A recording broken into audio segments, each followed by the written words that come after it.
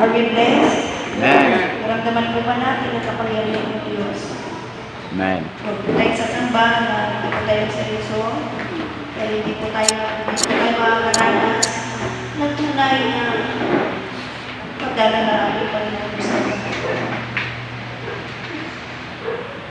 Hallelujah, Jesus. Let us give God praise at ito.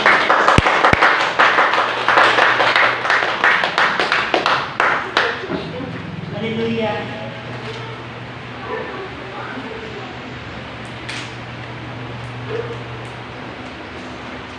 Let's see, 17 minutes. Palabitin nga po natin ating mga katabi. Sabihin natin, you are blessed. Super blessed. You are Charito. Thank you. Praise the Lord. Highly Hallelujah. favored. Amen. You So, are ang blessed. mga anak ng Diyos, ay Clap highly your favored. Jesus name. Amen. Lahat ay highly favored. Sapagkat God is with us. Amen. Amen. Emmanuel, God is with us. Magmula nung tinanggap po natin si Jesus sa ating buhay, hindi na po yun nawawala sa atin. Amen. Amen. Araw at gabi, tayo po ay sinasamahan. Bago po ako bababa, dahil si Mama Mary po ngayon ang magdadala ng mensahe ng Panginoong Diyos, ay naayon mo lang, ipagpatuloy po natin yung ating lagi na usamin sa Matthew chapter 13, ang talinghaga. Alam mo naman po na si Jesus po ay gumagamit po siya ng mga talinghaga para po ipaliwanag sa atin. Ang talinghaga, ibig sabihin ng talinghaga, mga kwento po ito na nagbibigay po ng aral, nagbibigay po siya ng katotohanan spiritual. May aral na katotohanan spiritual. So, dito po sa Matthew chapter 13 verse 22, okay? Alam naman po natin yung mga talinghaga tungkol sa mga seed. No, ang pag-usapan po natin, huwag muna po yung yung binhi na seed sa daan, tapos yung binhi na seed sa kabatuhan. Dito po tayo muna sa ang binhi na nasik po sa katinikan. Kasi ang matagal na pong mga Kristiyano, ito po ang kalagayan po eh. Okay? Dito po tayo sa 13 mag-start. Sa chapter 13 verse 7. Ang iba ay nahulog sa mga tinikan. Lumaki ang mga tinik at sinakal ang mga iyon. So, ano ibig sabihin doon? Okay? Sa 22, ito po ang paliwanag po ng ating Panginoon sa Kristo. Sabi niya, ang napahasik sa mga tinikan ay iyong nakikinig na tayo po yun. Ay iyong nakikinig ng salita. Ngunit, ang kabalisahan ng sanlibutan. That's number 1. Kabalisahan ng sanlibutan at ang daya ng mga kayamanan. That's number 2. Ay sumasakal, mahirap po yun. Sumasakal, sinasakal ka. Sinasakal tayo. Sumasakal sa salita at iyon ay nagiging walang bunga. Pero mo, ikaw sasakalin mo yung sarili mo na ikaw nakikinig, sinasakal mo yung sarili mo. Okay? So, alam po natin, itong kabalisan, basic na po sa atin to. Lahat po tayo babalisa, isang minuto lang. Lagi ko sinasabi, kapag nababalisa po ang tao, nalulungkot, nangangapalatata po, dapat, lalo pag Kristiyano, isang segundo lang, isang minuto lang. Amen? Kasi, kapag tayo nabubuhay sa kabalisan, takot pangamba, wala pong karangalan ng Diyos dun. Hindi po nalulugod ang Diyos dun eh. Bakit? Hindi po tayo nakakatupad na manampalataya kayo sa akin. Amen? Yung pananampalataya natin sa Lord, nakakansila. Naaagaw. Amen po ba? Nagkakaroon po tayo ng faith annulment.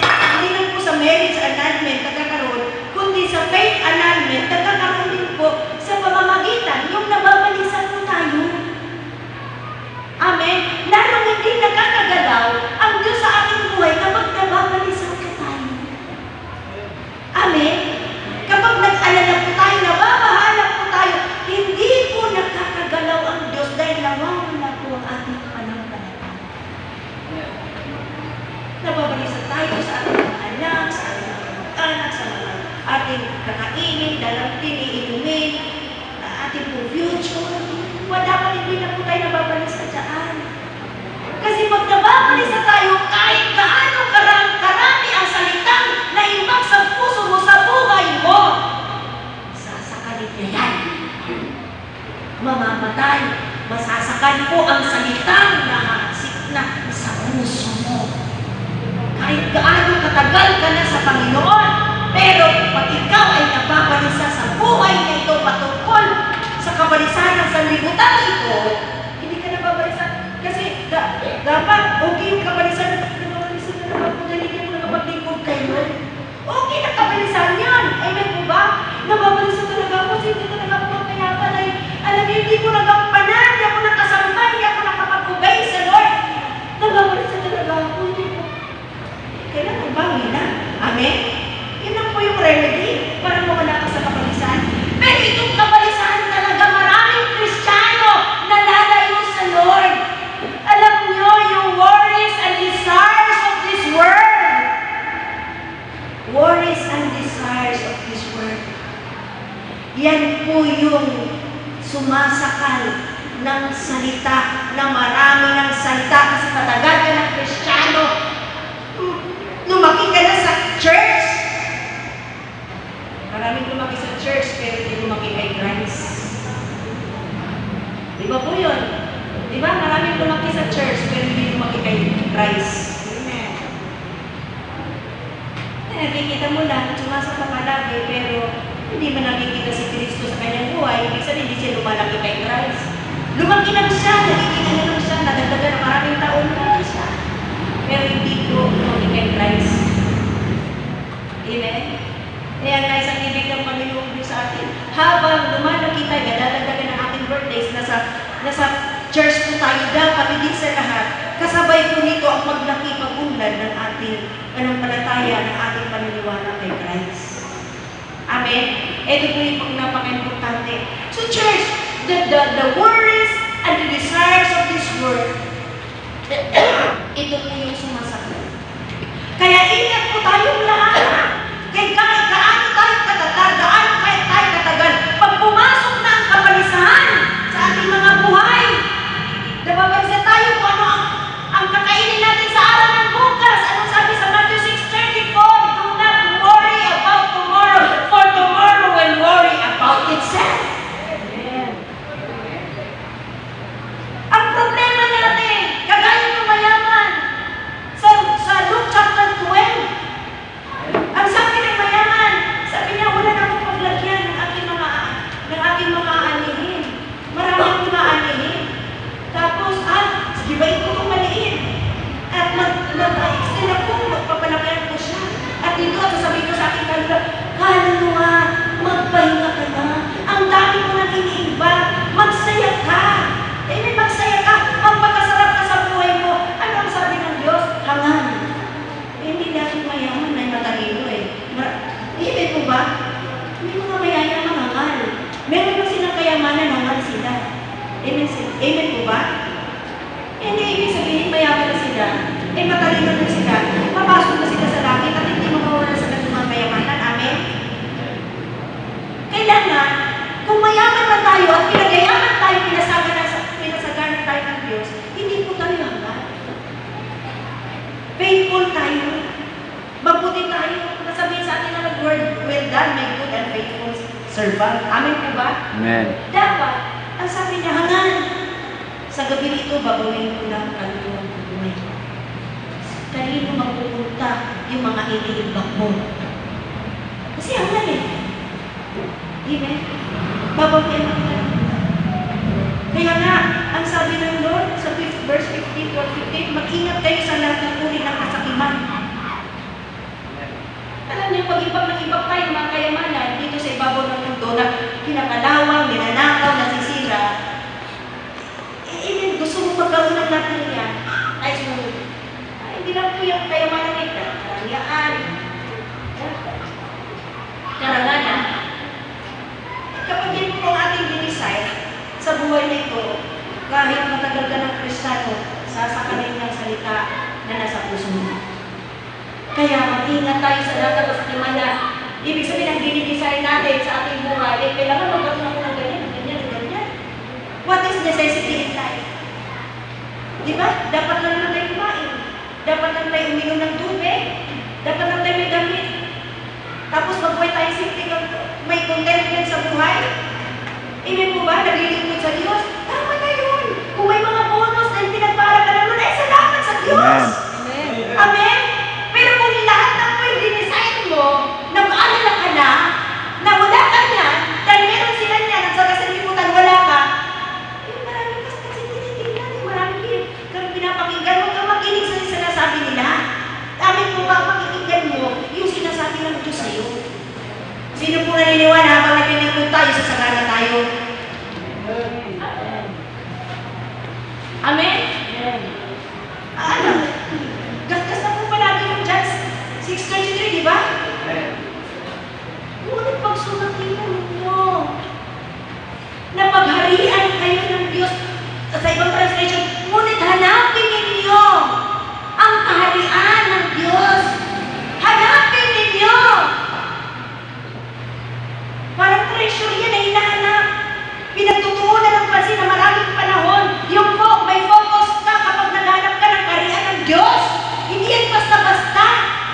Amen? At hanapin niyo ang kanyang katuwiran.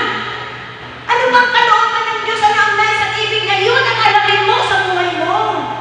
Amen? Amen. Yun. At pag yun nangyari na ganap, ang sabi ni Jesus, at lahat ng bagay na kailangan natin para tayo mabuhay sa araw-araw ay ipagkakaloob niya. Amen.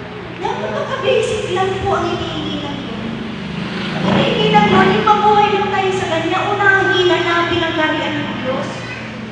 You know, tapos hanapin mo kung ano ba ang matuwid? Ano ba ang tama? Ano ba ang dapat sa buhay? Ano ba dapat ikabubuhay ko sa buhay na ito araw-araw? Dapat hanapin mo yun. Amen. At kung nakita, kasi yun ang requirements ng Panginoon eh. Amen. Requirements ng Lord yan. Tayo minsan nadadaya. Dahil sa pangailangan ng pamilya, hindi mo masamang tumulong. Amen. Mag-concern sa kanila. Pero, ito si Satanas, gusto na lang, doon na lang tayo nakafocus. Nawawala tayo sa focus sa Panginoon, sa pagtukla sa kanyang kaharian, paghanap ng kanyang kaharian, at pag-anak ko ng katuwiran ng Diyos. Kaya tuloy, lahat ng bagay hindi nakakarating sa ating buhay. Amen? That is the great problem, the very big problem of so many Christians in this life. Amen? Ano nyo kayo sinasabihan tayo sa Matthew 16:25? Ang naghahanap na magligtas ng kanyang buhay ay siyang mawawalan nito. Sabi ni Jesus yan. Ngunit ang nawawalan ng kanyang buhay dahil sa akin ay siyang magkakaroon nito. Amen. Yung worries and desires, yung paghanap natin ng mga bagay dito sa sanlibutan. Hindi naman pumas sa mga maghanap buhay. Maghanap buhay ka kasama mo si Lord. Amen. Hindi mo dapat nakaligtaan, dumalo ng Thursday, mag-prayer meeting. Ginawa na nga po natin ng gabi. Amen? Napakaganda ng aming topic, repentance. Kasi mauna ang repentance bago pananampalataya. Yan ang aral ni Marcos. Amen? Hello? Kasi hindi pwedeng pananampalataya ka lang na hindi naman ayos yung buhay mo. Amen. Kailangan natin maglinis. Amen. Maglinis ka ng buhay. Kagaya ni Moses huwag kang lumapit. Sapagkat banal na dako ang lugar nito. Alisin mo muna yung sandalyas mo, Diyos ang lalapitan mo, hindi ka naglilinis. Diyos ang sinasamba mo, hindi ka naglilinis. Ang sabi ng mga osas na one side always say, pagkatapos mo ng panataya, kasi na ng panataya ka na kay Jesus, ligtas ka na forever. Ligtas ka forever.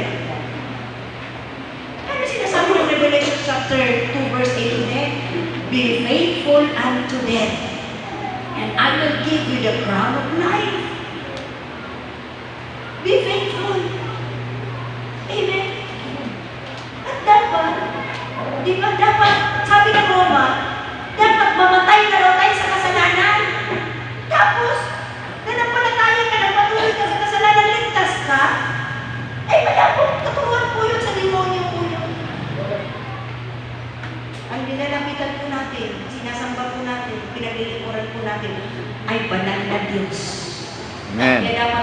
maglinis. Alam natin mali, kasalanan, masama. Huwag na po natin sabihin, huwag isipin, huwag po gawin. Amen.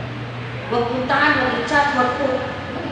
Hello, kasi po, banal ang Diyos na aking pinaglilingkuran at sinasamba. Amen po ba?